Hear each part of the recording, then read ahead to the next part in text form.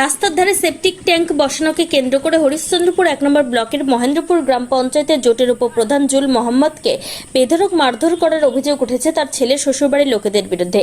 এমনই মারধর করে উপপ্রধানের ডান কানের পর্দা ফাটিয়ে দিয়েছে বলে অভিযোগ। ঘটনাটি ঘটেছে মঙ্গলবার রাত 8:30 নাগাদ হরিশ্চন্দ্রপুরের মহেন্দ্রপুর গ্রামে। হাসপাতালে ভর্তি রয়েছেন উপপ্রধান। অভিযুক্ত হারুন রশিদ, মামুন রশিদ, আলাউদ্দিন ও মানওয়ারুল হক সহ মোট 11 জনের নামে হরিশ্চন্দ্রপুর থানায় লিখিত অভিযোগ দায়ের করেছে উপপ্রধানের পরিবার।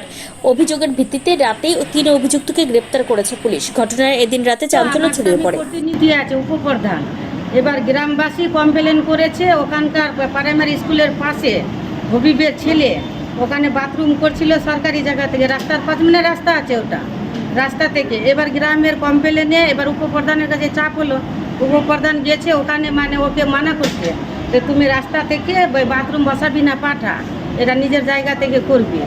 তো ওখানে বলছে কি তোকে এখানে পাটার তলে ঢুকিয়ে দিব। মারপিট করনে বলাও নাই আর মাননে বলাও নাই, এইটা বাঁচার জন্য বললে হবে না। তবে ঘটনাটা যা হয়েছে নিন্দনীয় ঘটনা। যদি মেরে থাকে, আমি তো দেখিনি, আমি ছিলাম থানা মোড়ে, মেরে দেখলাম উপপ্রধানের কাপড় চোপড় ছিঁড়া, এবং ও বলছে আমি কানে শুনতে পাচ্ছি না। এখনই আমাকে যাদের উপর কমপ্লেন হয়েছিল ওরা পাঠিয়েছিল মিউচুয়ালের জন্য। তো যাই হোক গেলাম, ও বলছে আমি কানে শুনতে পাচ্ছি না, আমি যতক্ষণ ভালো না হয় আমি মিউচুয়াল করবো না। তো যদি মেরে থাকে তো অন্যায় করেছে। পাটা যে আমি বসিয়েছি, আমি নিজের পৈতৃকে পাটা বসিয়েছি। যদি এটা সরকারি জায়গা থাকে তাহলে আমি ভাঙতে দ্বিধাবোধ করবো না, ভেঙে দিব। ও মাপুক, আমি নিজের জায়গায় দিয়েছি পাটা। কিন্তু এটা ঘটনা না, আসল ঘটনা হচ্ছে ওর পরিবারে। ওর ওর ওর যে বৌমা, যেটা হাসিদুলের বউ, হাসিদুল হচ্ছে মেম্বার সাহেবের ছেলে, বিভিন্ন ধরনের নির্যাতন করছে।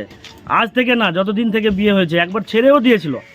ও যে মেরেছে, না হলো 200 জায়গায় ওর দাগ আছে, এমনভাবে মেরেছে। কিন্তু ওই জিনিসটাকে সাইডে রেখে আমার জিনিসটাকে তুলে ধরছে। এখানে কোনো ম্যাটার নাই, নাহলে সরকারি আমিন নিয়ে আসুক, যদি পড়ে থাকে তাহলে আমি ভেঙে দেব।